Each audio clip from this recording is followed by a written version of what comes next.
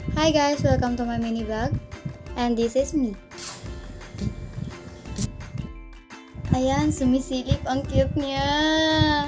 At nagluluto naman si Inday. Ang cute niya kasi. Ayun.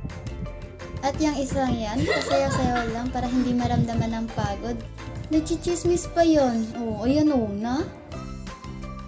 Itong song to, ang saya-saya ko pag nag-map. Siguro nasa map yung saya niya or yung kilig. Ay! Charing! Habang ako naman, pinakilig. Ay! Ayun! Nakikilig. Yung isa naman, naghuhugas ng pinggan. O, diba? Ang bait niya kasi. Sobrang matulungin na bata. Sa bahay namin, siya talaga yung masunurin, masipag. At ako naman, kinukuha ko yung placemat namin at pinapagpag sa ng bintana. Kasi may langgam kasi sa placemat namin, kaya ayun, pinagpag ko na yung tawa-tawa pa.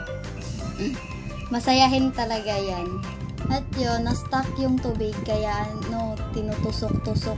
Habang ako, pasayaw-sayaw lang. O, diba, happy yarn? O, ayan. Ayan, nakita ko. Sino kaya kinikis ko dyan? Si Inday naman, naglalaro sa aso namin pagkatapos niya magugas ng pinggan. So, ayun siya, laro na lang ng laro.